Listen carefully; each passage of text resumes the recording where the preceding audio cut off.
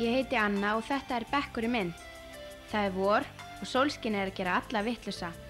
Sem betur fer var ákveðið að hafa opna viku þar sem ekki átti að fjalla annað en hollustuhætti, holla fæðu, hreyfingu og útilíf. Í mínum bekk átti að safna saman upplýsingum mjólk og mjólkurframleiðslu.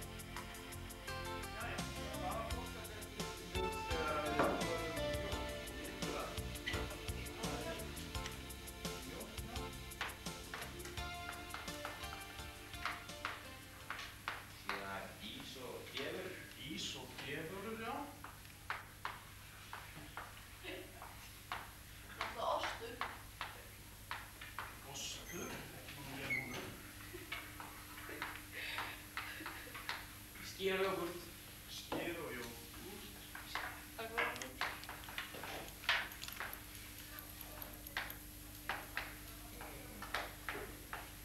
Smjör og smjörni.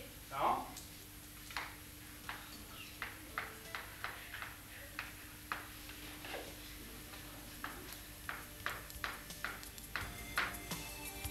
Nú skulum við velja okkur flokkar til þess að fjalla betur fyrstu stigum á þann flokk sem hafði mestan áhuga á. Við látum síðan förum í ganga.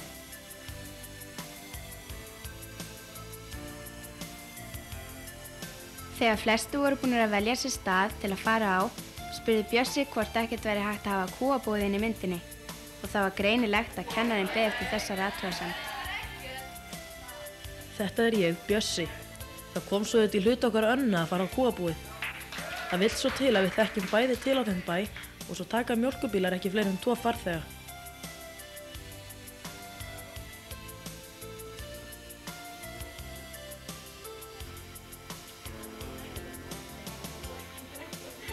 Markmiðið var að allur hópurinn safnaði upplýsingum úr ferðinni saman í eina skýrslu. Allan textan í skýrsluna átti að tölvusetja og myndir átti að vera í henni eftir þörfum.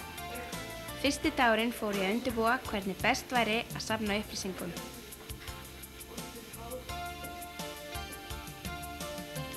Eftir undirbúning í 1 dag var hópurinn klár í slaginn, tilbúinn að fara á vettvang og grafast fyrir ferðalag mjólkurinnar frá kúnum til neytanda.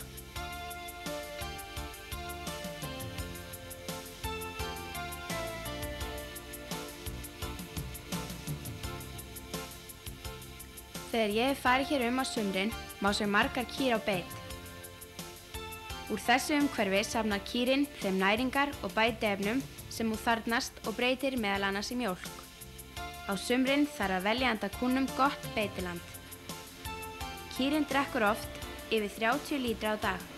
Hún þarf ómenga vatn í hreinu umhverfi. Þannig verður mjólkin og matvaran sem úr henni unnin hollust. Þessi tún þekki ég betur á sumrin. Strax á vorin borið á túnin, þannig að það fæst miklu meiri uppsker en ella þegar líða fyrir á sumarið.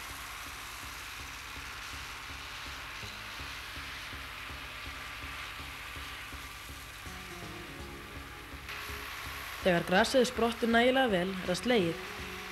Heyjunni snúið þangað til að orðið hæfilega þurrt. Þá því rakað saman svo það megi hirða. Það fyrir mikil vinna í það að afla heyja til vetrarins. Veðurfar ræður miklu það hvenær hægt að stunda heyskap. Oft það mjög stuttur tími og það því áríðandi að nota þennan tíma vel. Algengt að nota heyhleðsluvagna við hirðingu. Vagnarnir hlaða sjálfur á sig heyinu og ryðja því svo aftur af sér þegar komið að hlöðu. Á stóru kúabúi þarf mikinn vélbúnað til að slá og hirða. Vélarnar þurfa að vera allar í góðu lagi þegar þeir eru þörf við heyskapinn.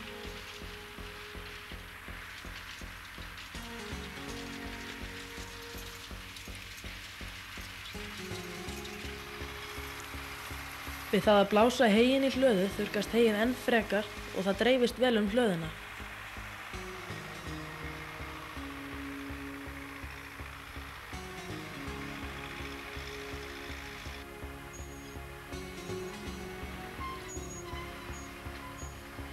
Með heyskap á sumrin aflað fóður handa kúnum til heils vetrar.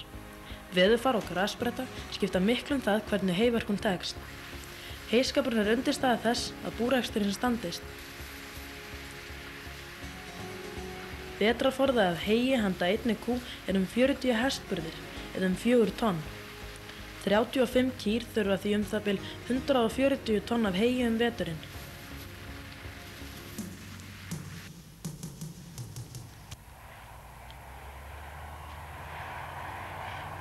Ég finnst skrítið að koma hingað á þessum árstíma. Ég hef aðalega verið hérna við heyskapinn á sumrin.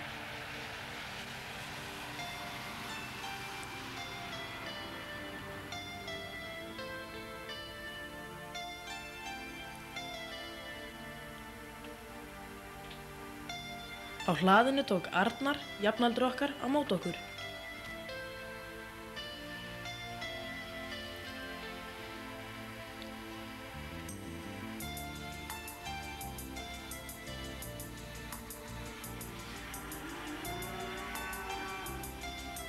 Til að kýrnar mjólki vel þarf að fóðra þær vel á kjarrgóðu heyi. Kýrin mjólkar að meðaltali 10 til 20 lítra á dag. Til að halda því þarf að gera kúnni kornblöndu, fóðurblöndu. Það er sérstaklega mikilvægt á veturna þegar kýrin hefur ekki grængrissið. Þetta fræddi Arnar okkur og margt fleira sem varðar búskapinn.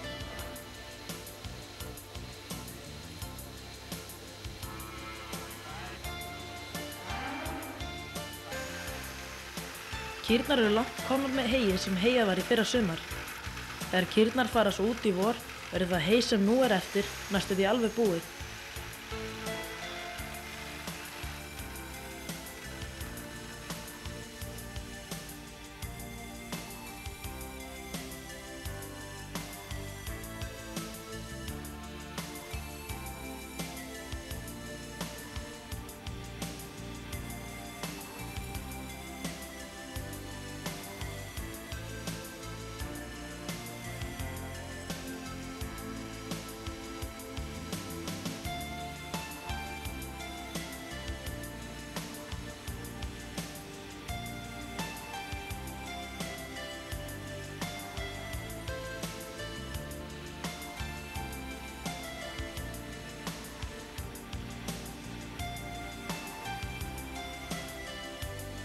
Það þarf líka að hirða kýrnar vel og hreinsa frá þeim svo þeim líði vel í fjósinu.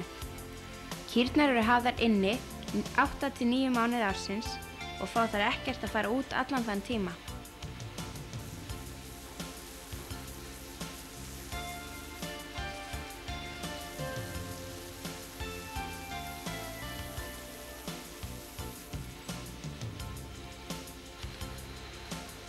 Áður en kýr er mjólkuð þarf að þvo á henni spena og júgur svo ekki berist óhreinindi í mjólkina.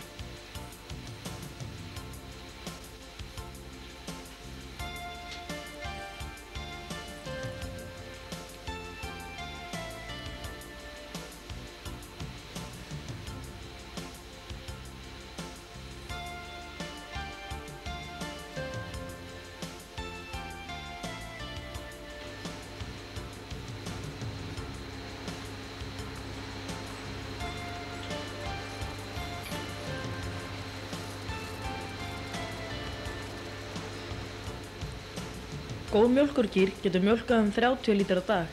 Meðalnet er þó 10 til 20 lítrar.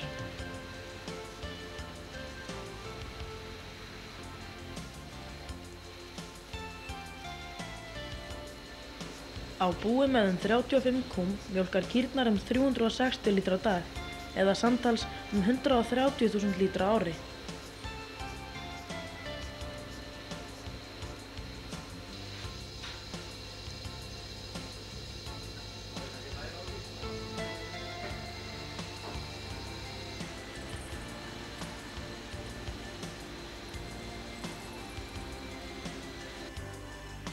Góð loftræsting og þrifnaður eru grundvallaratriði á góðu kúabúi.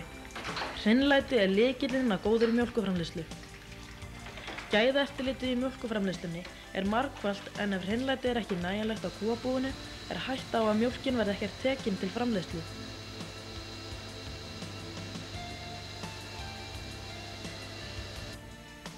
Þessi brúsar eru veittir sem viðurkenning til bænda sem halda mjólkinni í úrvalsflokki allt árið.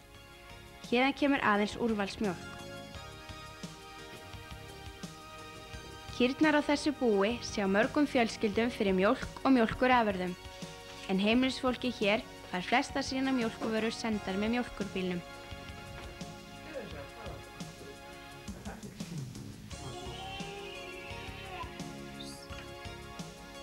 Mjólk er ein næringaríkasta fæðutegund sem völ er á.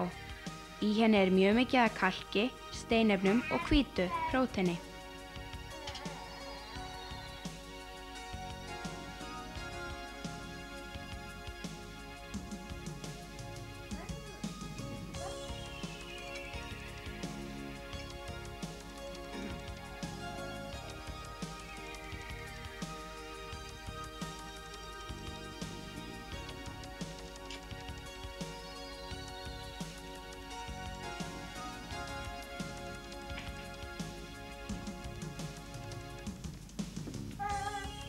Þegar mjólk er skilin fæst úr henni undarrenna og rjómi.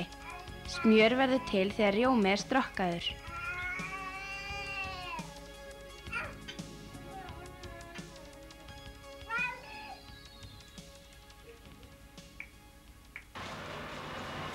Smjör er fituríkasta mjólkurafurðin og inniheldur 80% fitu.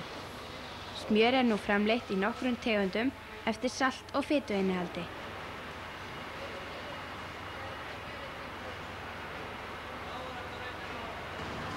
Smjörstrokkarnir í mjólkursamlögunum eru engin smásmíði.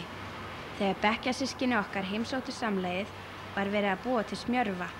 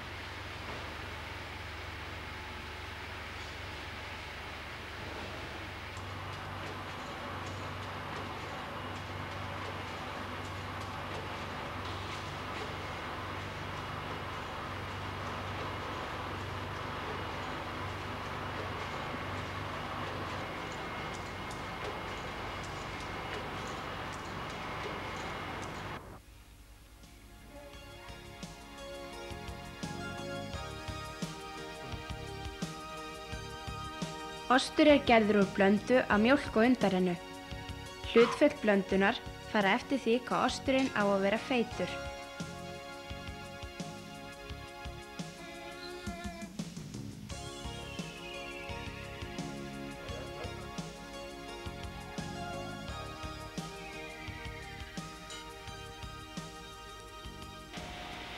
Hreinræktuðum gerlagróðri er stráð í gerilsneyta mjólkina og hleypir látin saman við og mjólkin verður eins og hlaup eða búðingur.